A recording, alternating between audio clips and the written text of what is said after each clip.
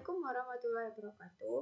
Perkenalkan, nama saya Rani Febri Zanila dengan NIM 23002124. Baiklah, kali ini saya akan menjelaskan materi mata kuliah Manajemen Humas dengan dosen pengampu Bapak Dr. Hanif Al-Qadri MPD dan Ibu Dr. Melika Setiawati MPD.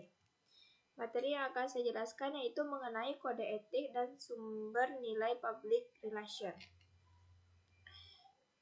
Di mana yang kita tahu, kode etik adalah tuntunan profesional yang sangat erat dengan kode etik setiap profesi. Kode etik berkaitan dengan prinsip etika yang berlaku untuk sebuah profesi. Kode etik bisa dianggap sebagai sebuah tanggung jawab satu prinsip bagi kaum profesional. Kode etik dalam public relation adalah pedoman yang memandu praktisi PR dalam menjalankan tugasnya dengan profesionalisme, integritas, dan tanggung jawab terhadap publik dan klien. Kode etik bertujuan untuk memastikan bahwa komunikasi yang dilakukan oleh praktisi PR transparan, jujur, dan bertanggung jawab, sehingga dapat membangun dan mempertahankan kepercayaan publik. Ada beberapa prinsip dari kode etik. Yang pertama, prinsip keadilan. Prinsip keadilan adalah menuntut orang yang profesional agar menjalankan profesinya secara adil dan tidak merugikan pihak manapun. Dan tidak pula menyebabkan pihak tertentu hak dan kewajibannya dan kepentingannya pun dari pihak tertentu menjadi terabaikan, khususnya orang yang dilayani dalam rangka profesinya. Selanjutnya ada prinsip otonomi, di mana prinsip otonomi adalah prinsip yang dituntut oleh kalangan profesional terhadap dunia luar yang diberikan kebebasan sepenuhnya dalam menjalankan profesinya. Yang ketiga ada prinsip integritas moral. Praktisi PR bertanggung jawab terhadap tindakan dan dampak komunikasi yang mereka lakukan. Mereka harus bertindak dengan integritas, menghindari manipulasi, dan menghormati kepentingan publik. Selanjutnya yang keempat ada kejujuran. Praktisi PR bertanggung jawab terhadap tindakan dan juga dampak. Kejujuran, praktisi PR harus memberikan informasi yang jujur, benar, dan akurat. Mereka tidak boleh menyebarkan informasi palsu atau menyesatkan, baik kepada publik maupun media. Yang kelima ada prinsip kerahasiaan. Kode etik public relation menekankan pentingnya menjaga kerahasiaan informasi yang diperoleh dari klien atau organisasi, terutama jika informasi tersebut bersifat rahasia ataupun sensitif. Selanjutnya ada kaitan antara etika dan juga citra. Dalam public relation, tujuan utamanya adalah menciptakan, mempertahankan, dan memperbaiki citra lembaga atau perusahaan. Pentingnya seorang praktisi humas memahami etika karena menyangkut profil, penampilan dalam rangka menciptakan citra organisasi atau perusahaan. Dikonseptualkan dikonseptualisasi setelah didirikannya International Public Relation Association, artinya adalah ada lembaga yang membawahi yang secara internasional. PR ini ada di IPRA,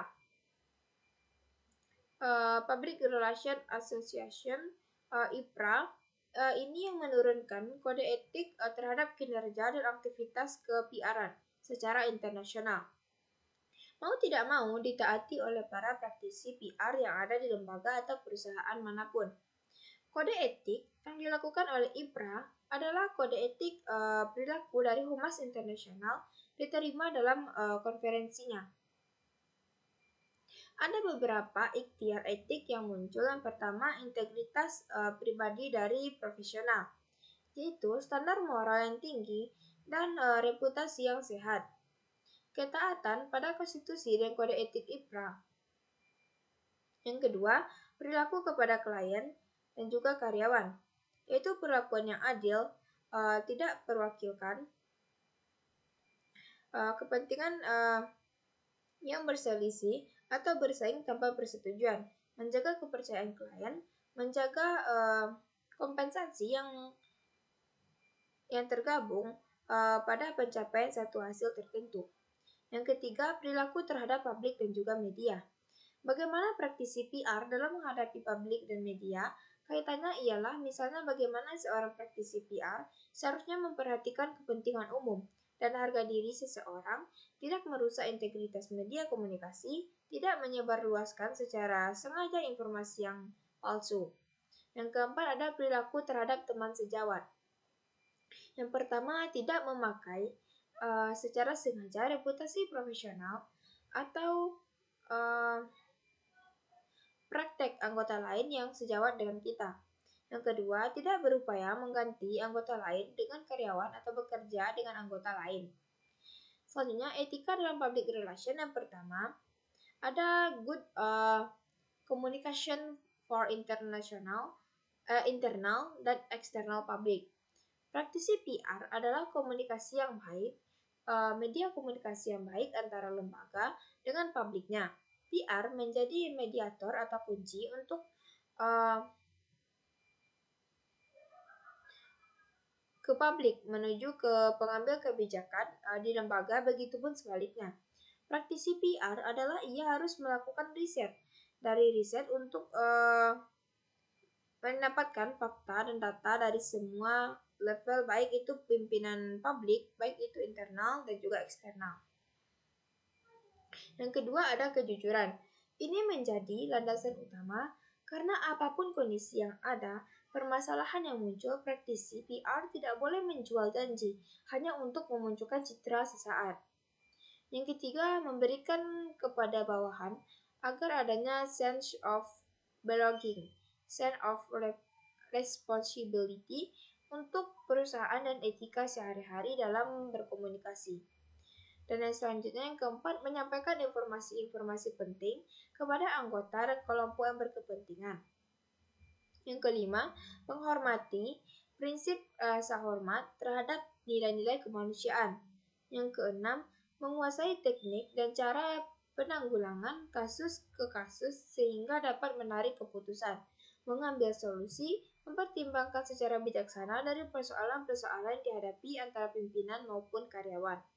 Dan yang ketujuh, mengenal batas-batas yang berdasarkan pada moralitas ilmu khas dari kegiatan dari seorang praktisi public relation atau PR. Yang kedelapan, menaati kode etik. Keseluruhan kode etik yang tertulis itu, apakah yang sudah diturunkan untuk berada di international public relation association yang diturunkan sesuai dengan budaya atau kapasitas. Selanjutnya, kode etik profesi perhumasan Indonesia. Pancasila dan Undang-Undang 1945 sebagai landasan utama dari tata kehidupan sosial, tata kehidupan nasional.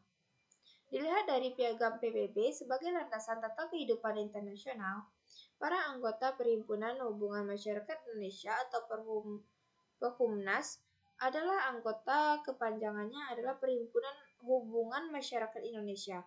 Mereka sepakat mematuhi kode etik kehumasan di Indonesia. Dan bila terdapat bukti yang melanggar kode etik, maka hal itu sudah tentu mengakibatkan diperlakukannya tindak organisasi terhadap pelanggaran. Ada beberapa pasal mengenai kode etik kehumasan. Yang pertama, pasal 1 mengatur komitmen pribadi. Menurut kode etik Perhumas, anggota Perhumas itu harus memiliki dan menerapkan standar moral dan reputasi setinggi mungkin dalam menjalankan profesi kehumasan. Praktisi PR yang ada di Indonesia berperan nyata dan sungguh-sungguh dalam upaya yang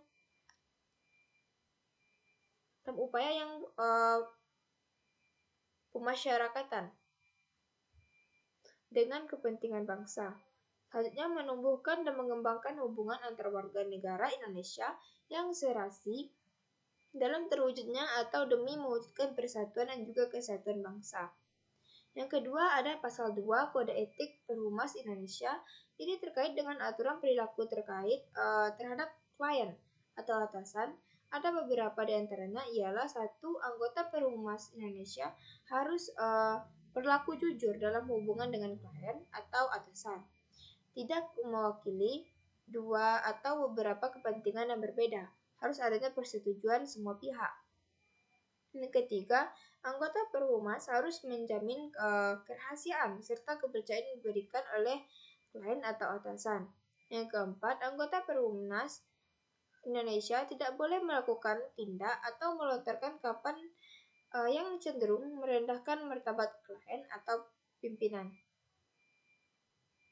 Dan yang kelima, harus ada keyakinan bahwa anggota Perhumas Indonesia itu tidak ada menyerahkan kepada calon klien atau atasan bahwa imbalan jasa mereka harus didasarkan pada hasil tertentu.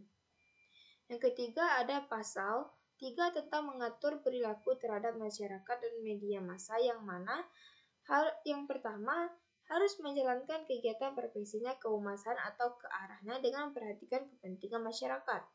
Yang kedua, tidak melibatkan diri dalam tindak manipulasi integritas serta maupun jalur komunikasi massa. Yang ketiga, anggota Perhumas Indonesia tidak boleh meluaskan informasi yang tidak benar, yang tidak sesuai dengan fakta empirik yang ada di lapangan atau yang menyesatkan masyarakat sehingga dapat menodai profesi kehumasan. Terakhir, anggota Perhumas Indonesia itu harus senantiasa membantu kepentingan masyarakat banyak. Selanjutnya, lanjutan dari pasal-pasal mengenai kode etik yang keempat, yaitu pasal 4 mengatur perilaku terhadap teman sejawat. Yang pertama, tidak dengan sengaja merusak dan mencemarkan nama baik antara reputasi tidak profesional teman sejawat. Dan yang kedua, praktisi kehumasan Indonesia harus mampu untuk membantu dan bekerja sama dengan teman sejawat siapapun dan dimanapun dia. Mungkin sekian yang dapat saya sampaikan. Terlebih dan kekurangnya saya mohon maaf. Wabillahi taufiq wal hidayah. Assalamualaikum warahmatullahi wabarakatuh.